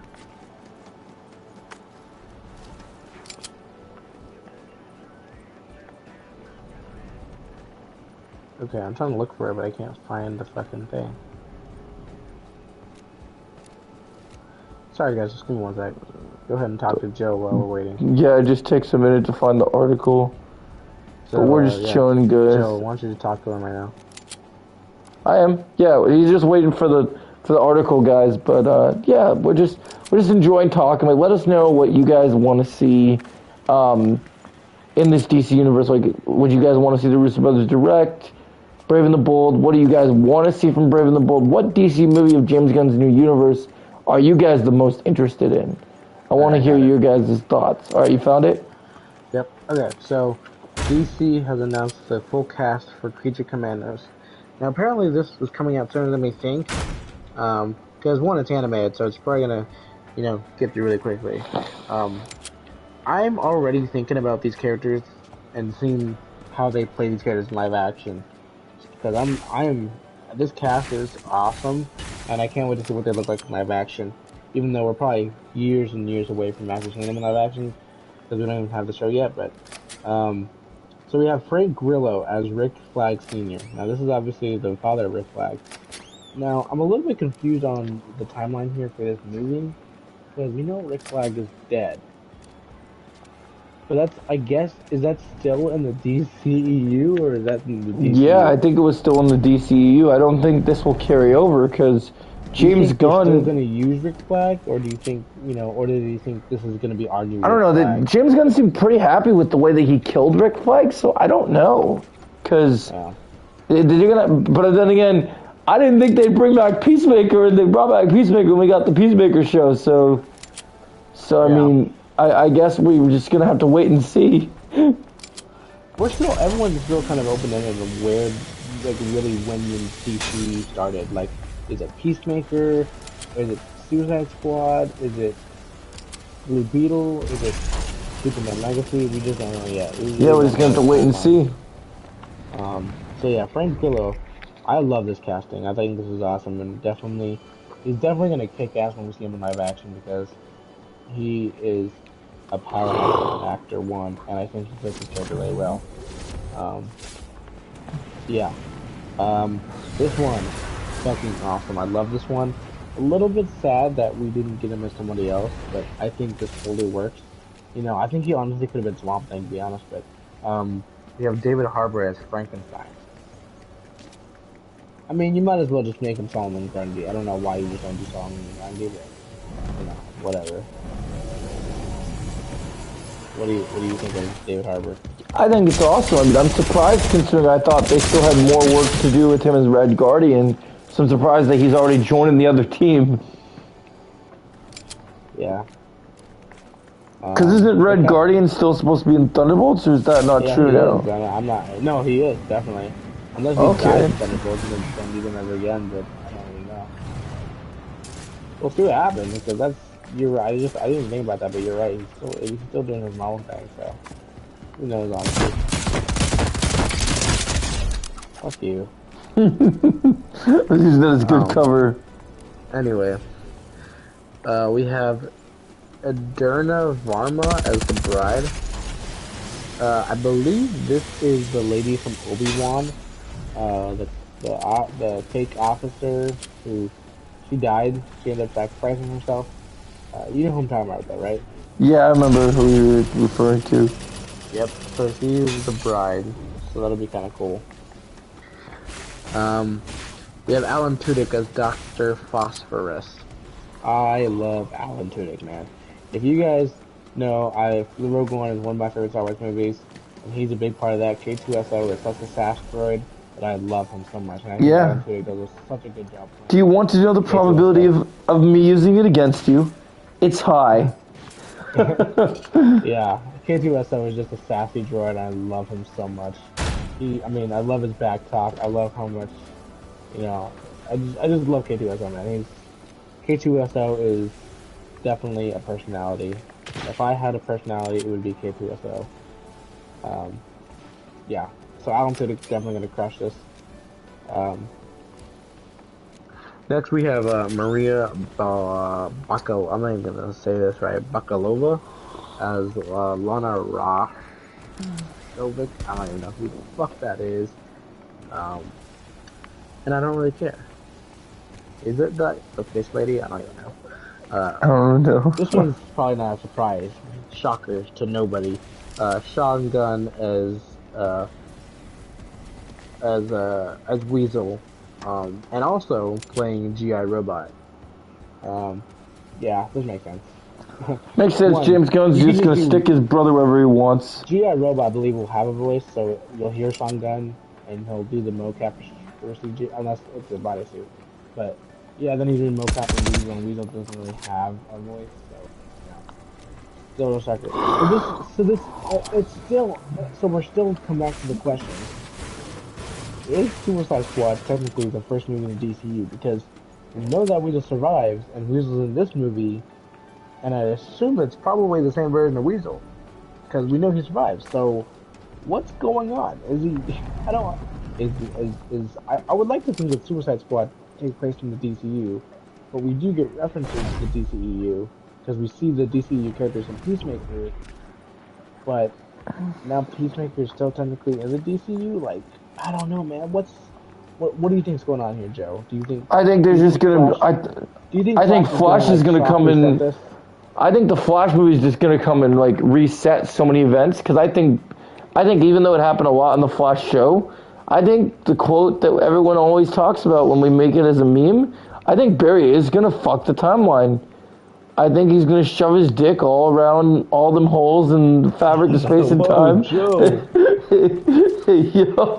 no, calm down, dude. I'm telling you, I literally think he's gonna in all seriousness. I do think he is going to mess up all space and time just to go and do the typical Flash universe, Flash comics, everything I know about the Flash. Yeah. He can't resist going and saving his mother. The only problem is, when he does that, it creates the butterfly effect. And the degree of that... And that, children, is how we got James Gunn in the DCU. I would not be surprised if that's how they kind of play into it. Just because it's like it's one of those things where you're like, this is something that I think they'll do. I mean, I think they're gonna reset it in a lot of different ways. But yeah, I think we'll get more clarity as things go on. But I'm excited for Creature Commandos. This is a great cast. I think this looks great. I don't think so. What'd you say? Yeah, we have two more. Steve Agee is... Okay, so we know Steve Agee. Steve Agee is Autonomous, a.k.a. Diebeard. We know that. So he's going to be finally animated. So we know what he looks like, and we're familiar with him. So that's going to be pretty cool. So Diebeard's going to be in Creature Commandos? Yeah. I cannot wait for this dynamic, dude. I know how much shit they're all gonna give him. Oh my god, can you just imagine like a roast session between like David Harbour, Frank Grillo, and Alan Tudyk just roasting Diebeard? That's be pretty funny. Oh my god, dude, this is so funny. I'm still wrapping my head around if Diebeard's in here. What about Hardcore? I would assume she'd probably make a cameo, because if she wasn't the full cast, her name would be in there. So she'd probably sign them. But again, she's also James Gunn's wife, so I mean, well, we know that. Jennifer Holland, she's pretty hot, to be honest. Yeah. It's again, Diebeard being in here still brings up the question: how is this possible? Because it's the same actor, same characters, but I mean, Suicide Squad and Peacemaker are both set in the DCU. That's like EU, because we saw Flash, Aquaman, Wonder Woman, and Flash, Wonder Woman, Aquaman, and Superman, and that scene in Peacemaker. So I hope Joe's onto something, that the Flash will reset this, because we'll have some characters that are still the same, some characters are others, but will they have the same memories? Will they have? Are they going to still have the same past experiences? I'm still waiting for James Gunn to explain all this, and I really need him to. Like, I wish he could just tweet out, like, you know, an explanation for all this, because I still understand how this is all going to work out. But, I don't know. I guess we just put our faith into James Gunn, don't we? Yes, sir. In James Gunn we trust. And then last we have Zoe Chow as Nina Mazursky. Okay, that's the fish lady. Not sure if you're familiar with her, but yeah. Wow, these characters are, apart from Rick Flag Senior, these characters are bonkers. I mean, they're all different, you know, like things. Like they're I mean, which is literally why James Gunn picked this project. He's probably like, there's a bunch of wild out. I've never even heard of these DC characters before. There's just a bunch of rejects from, like, I don't know, the Tyler Grundy era. Like, I don't even know who any of these are. And, I mean, leave it to James Gunn to bring on that outcast life, man. Yeah. That's why they put him on Guardians, and Suicide Squad was awesome. And I'm sure that they're gonna. I know for sure that James Gunn is as stupid as these characters sound, he's gonna make us fall in love with every one of them. I know he will. Oh yeah. That's just the special James Gunn touch he has. He's able to pretty much make anybody likable, which is crazy. I'm interested in this project though, because it's a very random project. What do you think the plot of this show will be like? What do you think? Do you have any ideas of what this show is going to be about, or you know, who the antagonist could be? Being that Rick Flag is senior, I think this is going to be a war show. Really? Okay. So I'm kind of thinking that this might be. Economos is in, like, if it's Rick Flag Senior, do you think that means do you think this is set in the past, or do you think it's still in the future? I think Creature Commando starts in the past, and then maybe something happens where they get pulled further in time, in present. Okay. Or they survive and go to the present, because, I don't know, we'll have to see, but I just get a feeling with it being that there's going to be some timey-wimey stuff going on that's kind of weird. Yeah. And we're all going to be like, God damn it, Barry. Yeah, Barry Sanders, yeah. Yep, just like, fuck you, Barry Allen. Why you gotta go fuck everything up Barry again? Allen? Who's that? Yeah, the Flash. Wait, I thought it was Wally West. Not in this iteration, unless they change it. Wait, I thought the main Flash was always named Wally West. I thought Barry Allen was like the kid. Well, but in the DCEU, they used Barry Allen just like everywhere else has used Barry Allen. So unless James Gunn wants to make a change, because he said nothing about what happens with Flash yet. So yeah, I'm interested to see how this. Yeah, there's just got to be some kind of explanation for all this. I'm sure we'll get to it eventually. I want to know now, man. I want to know what the plan is for this whole DC. I think that's the thing. This DC stuff gets us so exciting that the waiting is so hard, because we're like, oh, what's gonna happen? Like, this stuff just sounds too awesome, and we just get too. And I think that's what we're living in this time, is that, well, Marvel's letting us down, DC is showing us that there's another way, and there's still things in comic books to get excited about.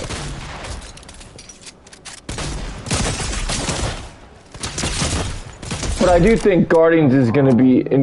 I do think Guardians is going to be incredible. So I can't wait to watch Guardians. I'll be there to support James Gunn 100%. Me too, man. I'm excited for Guardians. Even if it means I have to watch Rocket die. I wouldn't say that, Joe. I'm going to keep saying it because I believe it's true. He might survive. He's not. It's true, all of it. Just don't forget. It's true, all of it, the whole thing. Yep. Just like Force Awakens. Yep. Anyway. But in other news, go ahead. I have one more thing, just kind of a plug for next week. Go ahead. So next week, guys, I'll be watching the. Not that we care about the show in general, but I will be making a review on the podcast for the big Flash Arrow crossover next week because I'm intrigued as hell how they're doing. Watching this too, and I'm going to be very excited to see what comes of this. Yes, I'm very interested to see what they do. So next week. It's happening before the next podcast, so I think a little bit of a tail end here for our podcast. What are your thoughts, predictions, hopes for this finale? Oh, just based that it's kind of like more mid-season letting into the finale.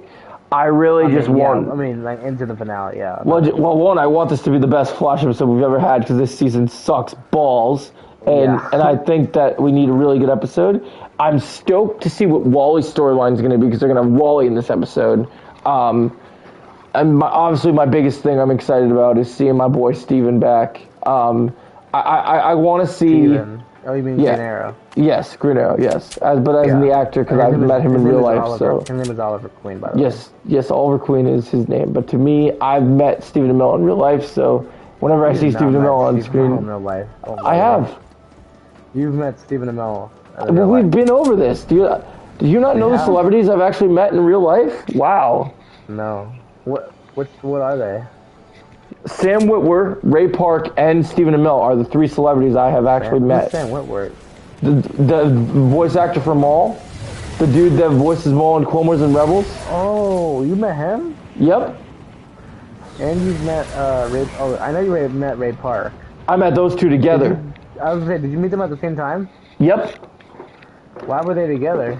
Because it was a Star Wars Celebration convention, so they were both there. At the same time next to each other? Yeah. I guess that makes sense, right? Because I was wearing my Darth Maul t-shirt with them, chatting with them, and they were awesome dudes. It was great. And then you met Stephen Amell too? I met Stephen at 2017 Comic-Con, and that was pretty crazy. That was a life-changing experience for me. So Did you have your GA costume on or no? I did have my GA costume on, and he walked up to me and gave me a big hug, and I was about to cry because it was crazy. So yeah, I'm very. So I have very big personal emotions. I was gonna say, no wonder you love Stephen Amell so much, man. Yeah, like no matter what anyone thinks of the character, like obviously there can be improvements, there can be other people playing Green Arrow, but I have such a personal connection to the actor. I love the actor being around. Like it just, and Oliver carries around this version of Oliver has this kind of gravitas, and he just has like this way about him that I'm so excited. Like I know a lot of people were hoping like when they first heard about this storyline, like we don't know like 100% what's happening, but we've all I've talked within a couple of people in the YouTube community. We all agreed that this isn't going to be time travel or flashbacks, and that this is Oliver as a Spectre, just taking the form, instead of being overpowered Spectre, he's going to actually just be the form of himself. So, which I'm fine with. That makes sense. I'm okay with that. I'd rather have that. I'm glad they didn't do the BS of like, let's just do flashbacks. It makes him more grounded. Like it makes him more humble too. I agree. Like, he doesn't need to be this all-powerful thing, whatever. And honestly, the Flash writer can say whatever he wants about previous episodes, but he gave me one last chance to see Oliver Queen kick ass and take names, and that I will never forget, because I've seen some of the footage for this episode, and supposedly, so the villain they're fighting is Bloodwork, and like Bloodwork has like these minions that are like old Argus agents that have basically become like his enslaved zombies, and there's footage of Oliver Queen just fighting security guards that are like possessed, and like he's going around just like breaking their arms, hitting them in the face with his bow, like just it just gives me chills. Like it just makes me so excited. And then you have Wally there, but Wally like is possessed and he has like dark saber lightning color, where it's like the white and the like what'd you say, the white and black? Is that the dark saber color? Yep, black and white. Yeah, so that's what his lightning looks like when he's under the influence of Bloodworks powers. That's crazy. So like in the trailer that comes out, which I'll probably watch again, they show like a bunch of stuff like that, like the dark saber stuff, and it's wild, dude. It's gonna be. I'm actually kind of surprised because I didn't know the dark saber was gonna be in this show. Because that's usually a. It just looks like the colors, and maybe it's just their homage to it, but like just like the lightning, like when Barry and Wally are suited up as their characters of Flash and Kid Flash, they normally have the same color lightning, but then because they're driven by the same speed force that connects them, but then apparently when he's possessed, he has different color lightning, so maybe he'll get an upgrade at the end of this episode, which is going to be interesting. Right. So yeah, I'm super. And why is Robin black? Like I never understood that. Oh, you mean with the Tim Drake stuff with Titans? Yeah. So that what they did that, my understanding is that there's a version of the comics that had recently come out that they did that to. Because that was the last version of Tim Drake they did. Because unfortunately, much like the MCU unfortunately is guilty of it, comic books have started to become... I think DC's taking a dark turn, Joe. I think DC's about to become Marvel. Well, I'm just saying the comics with DC, they started to get really very representative pushy. So like Marvel. Unfortunately. But I don't think a lot of the movies and stuff will follow the same approach. I think there's elements of things, but I think Titans has always been a show that stands on its own, and they clearly they were clearly inspired by that storyline, and I mean, it's whatever. Honestly, for me, the only thing I care about is seeing Tim Drake kick ass with the bow staff. Like, really, I'm just waiting for the episode where he gets revealed as Robin, like when he finally downs his suit. Because after what we saw his suit, I think it's going to be incredible. I am really curious because even though I didn't love these previous 2 episodes of Titans, there were still some good things that I'm like, I still want to see how the season ends. What were those things? What were the things that I liked in the last 2 episodes? Yeah. I really liked the fight scene with Grayson and the Bible because they did the whole Kingsman thing. Yeah, I remember that shit was awesome. Like, and then I kind of liked. I'm sure you caught the vibe of. I didn't love episode 7. I thought episode 7 was kind of boring, but I liked. I liked how episode. So boring. I liked how episode 8 was like WandaVision but in DC, like how they're in the weird town and they have to live that life. Like, did you get that WandaVision vibe too? I did kind of get that vibe. So that was kind of fun to me. That sucks though because they're just ripping off a good show. Yeah, but I thought it was fun. I thought it was fun that they did that. Like, it wasn't too much like it. I am very interested to see where Superboy's arc is going because I don't know, man. He's being manipulated, and I'm not. Too He's turned to the dark side. Yeah. I know. I'm kind of down for the Superboy and the Brother Blood connection. I'm curious to see what they do. I'm also really intrigued because now that they got the horn to bring back Trigon, I'm really curious to see where we go with. Because you know, with this being we only have these last couple episodes and the season's over. You know that they're going to go all out for the final fight with the Titans and Brother Blood. Like, when they really fight, I think it's going to be cool. Or at least I hope it is. Because, I mean, this is their last shot. There is no, like... there's talks of other networks trying to pick up Titans and stuff, but nothing's confirmed. Like, so... Realistically, they have to do everything in these last couple episodes that they've ever wanted to do with this show and wrap it up. Maybe this is just me, but I'm not gonna miss Titans. I don't know. The show as a whole, very mixed on. There's a lot of. I can agree with you. But the highs in the show are good, but when the lows the lows are just too low that I can't forgive the lows. You know. I agree. I think for me, the moment that they lost me, and I only watch it because I like to be connected on this stuff, and there's certain things I enjoy. The one thing that kept me on the show is I think that the actor that they have playing Nightwing is just, I just think he's incredible. Yeah. Like I just like if he wasn't on the show, I probably wouldn't watch it. Because for me, in terms of the Teen Titans, when I watch Teen Titans, I like all the Teen Titans members, but I grew up on Robin was always the leader, and making him Nightwing and making him lead the team has been such a different approach, and I have absolutely loved it. Like there's been like Robin in the beginning of Titans. I thought he was too edgy. He was like, fuck. Well, yeah, when he was Robin, he was very edgy, but Nightwing. I like how they made his progression to Nightwing, and I like what he's become as Nightwing. But the only thing I have issues with is my main reason why I almost quit Titans was when they killed Deathstroke. That was when I kind of fell off. I remember you were upset about that, weren't you? I was very upset because this is supposed to be their best villain. Like, the best villain for the Teen Titans. It was the Titans' #1 villain. I don't know how you... Yeah, so for me, the fact they did that is stupid. Like, I'll never forgive them for that. But I like the character of Brother He's like Blood the Darth and Vader to their like Luke Skywalker. You know? Oh yeah, Like, but I like Brother Blood as a character and the actor they picked for him. So Brother Blood. So I do want to see how they end this. I want to see a little bit. I get why they didn't need to have Lex Luthor for.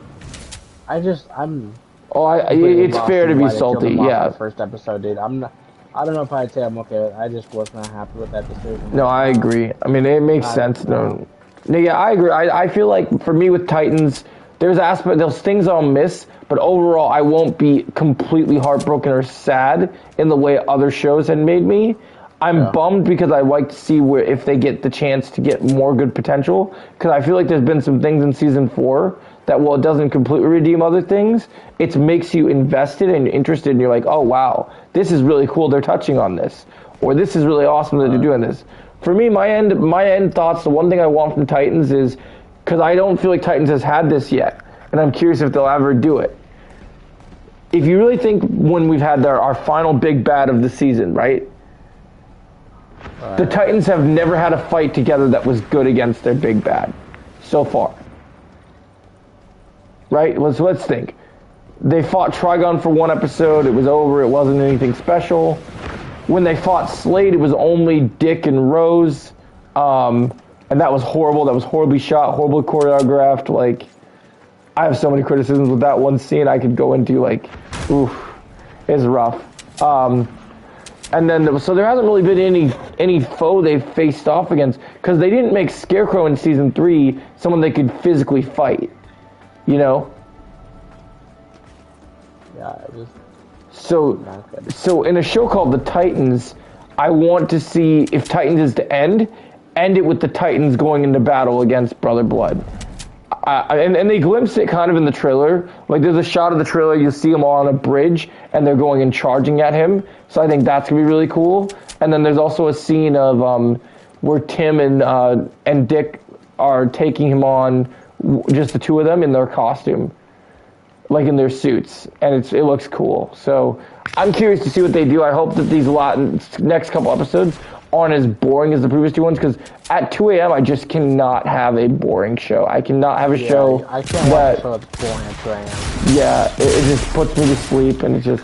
So I hope I know this next episode is the Stargirl episode, so I hope it's good. Beast Boy. Well, this next episode is going to solve that. This next episode is called Dude, Where's My Gar? And that... How do you know that? Because I've been researching Titans for a while, because as a content creator, I do my research on all the things I'm getting excited about to make content on. You're a cheater. You're a cheater. No, I just knew. It was actually posted a long... It was posted a long time ago, but I've also been keeping tabs on it, because it was supposed to be episode 8, and then they changed it. But yeah, it's pretty cool. So you don't know what I'm saying. But yeah, guys, I think this is pretty much... So yeah, tomorrow we'll watch Titans. We'll give our review on Titans next week. What were you saying? I saying you're a cheater. Why? You know what I said? I kind of do, but I'm not quite sure. What do you think I said? Cheatar? What is that? I don't know. Cheater. Yeah, but I didn't. Joe, you're leaking stuff. I'm not leaking it. It's been out to the public since part 1 came out.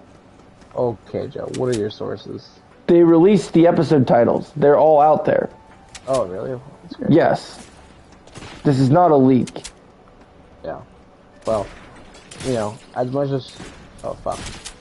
As much as I give Titans, I don't think it'll ever be as bad as this season of Flash has been. Flash was tough. That's true. I think Titans has some redeeming qualities that could make some... I think some of these episodes have potential to be... shows for me are hit or miss. Listen, this might be kind of a hot take, but there's only one truly good DC show, and that's Gotham. Well, okay, Gotham was good, yeah. Peacemaker too, but like, if we're talking about more of just like the basic DC, like the ones that were released on CW originally, Gotham is the best. I agree. Yeah. I think I cut Titans a little slack because, it was kind of at a time where you had Doom Patrol and Titans on HBO Max, and I was like, oh, this is pretty good for what HBO Max is. Gotham. Yeah. Sean fell to his chest. It's okay. I'm getting ready to wrap up anyway, so I'm getting off because I'm going to get tired. I'm getting super tired, and I have to go to bed because I have to go for work tomorrow. We got to work at 1, and I want to get as much sleep as possible. Yeah. Especially because Thursday's going to be a really late night, and tomorrow's going to be really late because we have to stay up for Titans. Thursday's going to be late? Well, yeah, because we're watching Evil Dead. Oh, Connor said we're going to do that Friday. Oh, he moved it to Friday now? Okay. Yep. No worries, that's fine. Then tomorrow we'll be fine and it won't be as bad, and then Friday will be okay. Coming out? Episode doesn't come out till next week. What day next week? Wednesday. Oh, okay. So that'll be after our podcast next week. Damn. Yeah, cause are we we're gonna still do it on Tuesday? Okay. Yeah, unless you want to do it Wednesday, I can follow it up after the episode. No, we can do Tuesday, and then we can cover it on the next podcast. Next week. Yeah, so we'll do that. I think that will work out Titans good. comes out this week, right? Wednesday? Yeah, so we'll be able to include Titans in the next podcast, because we're watching Titans tomorrow night. So technically tonight. Yeah, we're watching it tonight. So I'm going to come home from work tonight, and I'm going to go take a nap, and I'll probably... I don't think I'll game tomorrow night. I think I might play Fortnite, but I don't think I'll do any, like, story stream games. So I'll probably... Survivor? Fallen Order, you mean? I'm in Fallen Order?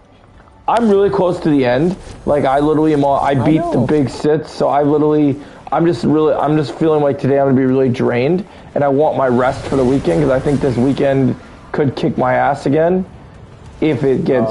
Because if it's busy, I don't know if it will be as busy as previous weekends, but I still would rather be prepared. So I'm trying to rest up and stay strong. Last night, before the movies, I don't know if you could tell at the movies if I acted like I was really, really tired or drained, but last night... You did seem a little bit out of it. Although when you got online, you seemed pretty happy, like you seemed pretty cool. I was chill because I had time to relax, but like when I was at the theater at first, I was gonna say at the movie, I was drained because I had a really intense Krav Maga class, that's right, yeah. So it was like basic camp Krav Maga experience, so it was like going to basic on day 1 if you join the army. So it was like just brutal. And so every bone in my body... as bad as basic, Joe. I didn't say as bad. It was comparable to basic. There's a difference. Because there's similar techniques in basic. So have I. I did basic training. You did?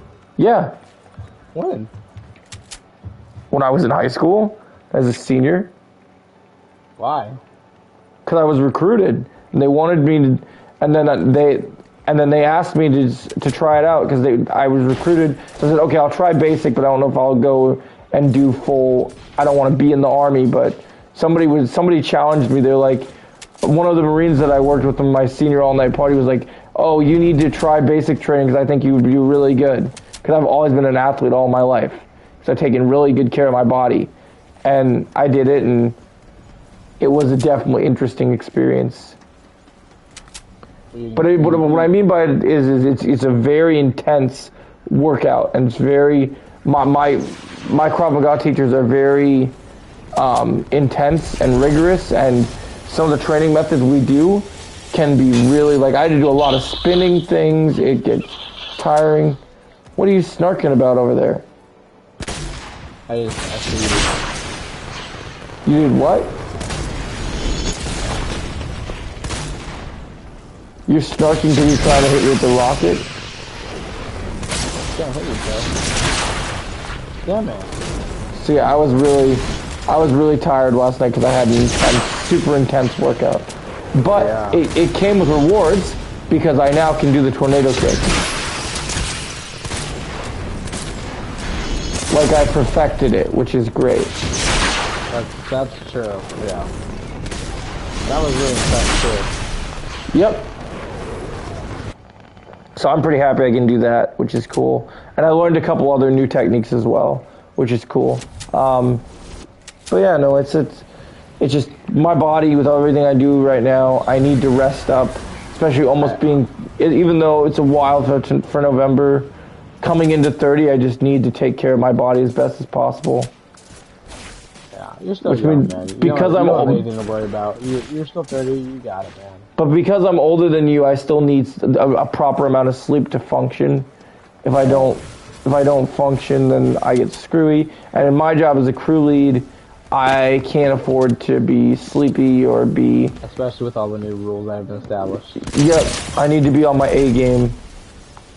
So because I work tomorrow, I'm gonna have to be. So tomorrow, depending on what time I come online, because I'm thinking we'll probably get done closing 8:15. I'll come home. I'm probably gonna take a nap, and then I'll come on and maybe game for a little bit. But I do think I want a nap because by the time we get off this podcast, it's already, dear Lord, it's already 5 a.m. Yep, I'm definitely taking a nap tomorrow night. All right, I'm getting off, man. Talk to you tomorrow. I will see you later.